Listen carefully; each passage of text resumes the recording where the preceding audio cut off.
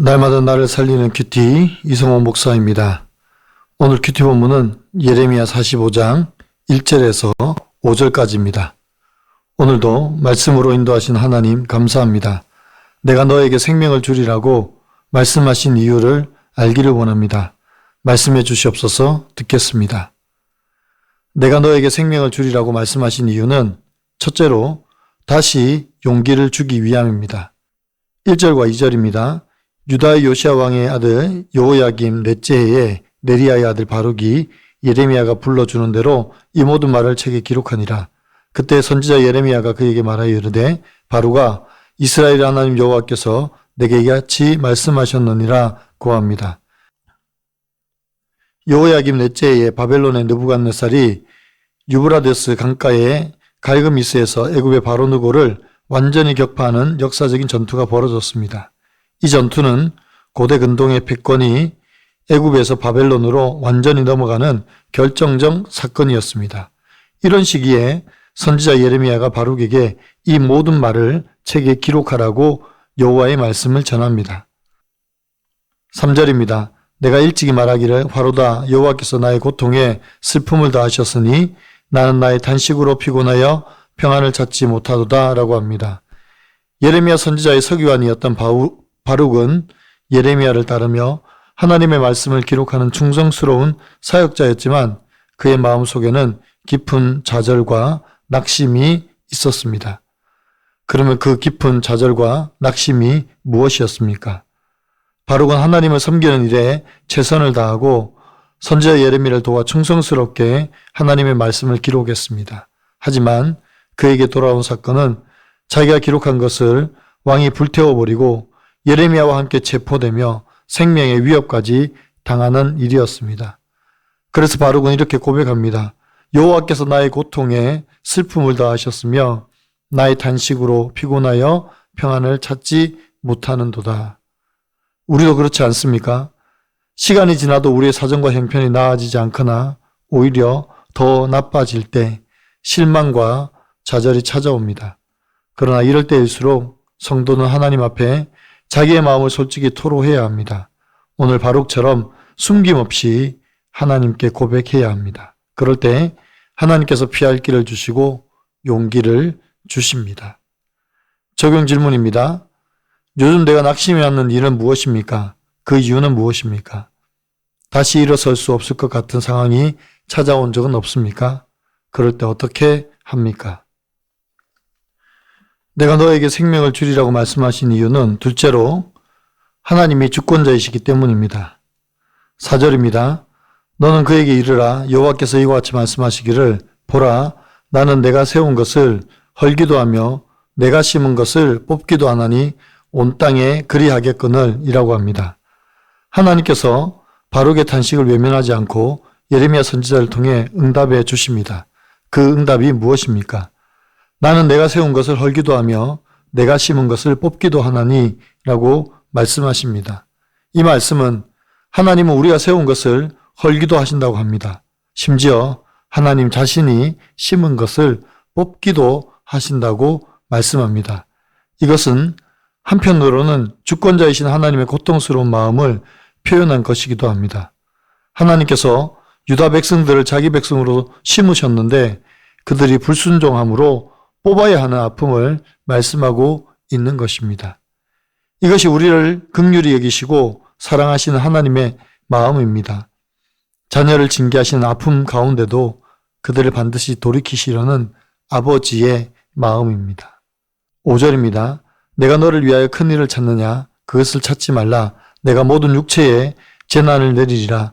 그러나 내가 가는 모든 곳에서는 내가 너에게 내 생명을 노랑무 주듯 하리라.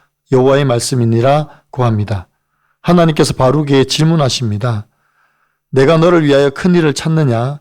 이것은 바룩의 마음 깊은 곳에 있던 문제를 건드리십니다. 하나님을 섬기면서도 자신의 명예와 성공을 추구하는 바룩의 마음을 살피신 것입니다. 그리고 지금은 명예를 찾을 때가 아니라 하나님의 뜻에 온전히 자신을 맡길 때라는 것을 말씀해 주십니다. 그리고 하나님께서 바룩에게 그가 어디로 가든지 생명을 노량물 주듯 하리라고 약속해 주십니다. 이것은 바룩에게 있어서 큰 위로와 용기가 될 것입니다. 하나님께서 어떠한 상황 가운데도 보호하시고 생명을 지켜주시겠다는 약속이기 때문입니다. 우리의 관심이 명예의 회복에 머물러 있지는 않습니까? 하나님께 온전히 맡길 때 하나님께서 위로와 용기, 생명의 약속을 주십니다. 적용 질문입니다. 하나님의 뜻을 받아들이지 않고 내 기준대로 판단하여 실망한 적은 없습니까? 지금 내가 구하는 것은 하나님의 뜻입니까? 아니면 나를 위한 큰일입니까? 오늘 큐티의 묵상 간증은 기일증후군이라는 제목의 한 성도님의 묵상 간증입니다. 남편이 천국에 간 뒤 저는 남겨진 회사를 정리하느라 분주하게 뛰어다녔습니다. 그러다 몇 달 후에는 요양병원에 계시던 친정 아버지께서 돌아가셨습니다. 게다가 한 달 뒤에는 아들이 빗길에 미끄러져 허리가 부러지는 사고를 당했습니다. 아들을 딸이 근무하는 먼 병원에 입원시킬지 아니면 가까운 병원에 입원시킬지부터 시작해서 저 혼자 결정해야 할 일들이 많았습니다. 사소한 것 하나까지 남편과 상의했던 저는 길을 잃고 헤매는 어린아이와 같았습니다. 1년 후 친정 어머니마저 제 곁을 떠나시니 저는 마음이 슬프다 못해 고통스러웠습니다. 하나님, 대체 왜 저에게 이러시나요? 하며 매일 탄식의 눈물을 흘렸습니다. 계속되는 상실의 사건 속에서 심장이 찢어지는 아픔으로 병원에 갔다가 기힐증후군이라는 진단을 받았습니다. 모든 생사화복이 하나님의 섭리와 주권 안에 있음을 알고는 있지만 하루하루 버티기가 힘들었습니다. 교회 소그룹 모임에서 제 얘기를 할 때도 어둡고 슬픈 감정을 반복해서 나눠야 하니 힘들었습니다.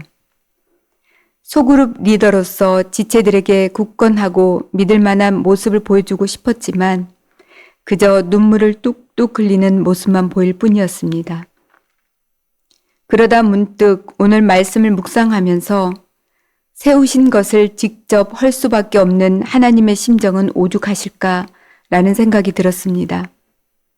제가 절망 가운데서도 사망의 음침한 골짜기로 가지 않을 수 있었던 것은 예레미야와 바룩처럼 매주 공동체에서 말씀과 기도의 은혜에 속해 있었기 때문입니다. 또한 하나님이 허락하신 사건 앞에서 그 뜻을 발견하지 못하고 고통 속에 침몰하는 것은 하나님이 사건을 주신 목적이 아님을 깊이 깨달았습니다. 이제는 하나님께 저의 역할을 묻고 또 물어 나를 위해 큰 일을 찾기보다 작은 음성에 귀 기울이며 가기를 기도합니다. 저의 적용은 공동체에서 힘들어하는 지체에게 정답보다 위로의 말을 하겠습니다. 슬프고 힘든 생각이 들어도 끼니를 거르지 않고 제때 챙겨 먹겠습니다. 입니다. 사랑하는 성도 여러분, 세상은 점점 더 어지러워지고 있고 교회도 어려움을 많이 겪고 있습니다. 이런 시대에 하나님 우리에게 바룩에게 하신 것과 같이 약속을 주십니다. 비록 바룩은 예레미야를 따르며 고난의 길을 걸었지만 결국 그는 생명을 보존했습니다. 예루살렘이 무너지고 수많은 사람들이 죽이기를 당했지만 바룩은 살아남았습니다. 그리고 그가 기록한 하나님의 말씀은 지금까지 전해지고 있습니다. 우리도 때로 좌절하고 낙심할 수 있습니다. 그러나 하나님 우리에게 가장 필요한 것을 아십니다. 그것은 큰 것이나 명예가 아니라 생명입니다. 하나님과 함께하는 생명, 영원한 생명입니다. 이것이 우리에게 얼마나 위로와 용기가 되는지 모릅니다. 바룩과 같이 묵묵히 자기 길을 걸어갈 때 비록 좌절과 실망이 찾아오지만 그 가운데 일하시는 하나님의 열심을 바라보는 저와 여러분이 되시기를 소망합니다. 기도드립니다. 사랑하는 주님, 저희도 바룩과 같이 주님의 일을 한다고 생색을 내고 싶고 큰 일을 행하려는 욕심이 있습니다. 그래서 때로는 그 일이 저희 마음대로 저희 생각대로 되지 않을 때 실망을 하고 좌절을 할 때가 있습니다. 이런 저희의 어리석음을 용서하여 주시옵소서. 주님, 저희가 구했던 것들을 이제 내려놓게 하여 주시옵소서. 대신 주님께서 제게 주시는 가장 귀한 선물인 생명, 주님과 함께하는 생명을 감사함으로 받게 하여 주시옵소서. 비록 세상이 어렵고 미래가 불확실해도 주님께서 제 생명을 지키신다는 약속을 붙들고 담대히 살아가게 도와 주시옵소서. 오늘도 제 생명을 노량물 주듯 지켜주시는 주님을 찬양하고 감사드립니다. 우리 주 예수 그리스도의 이름으로 기도하옵나이다. 아멘.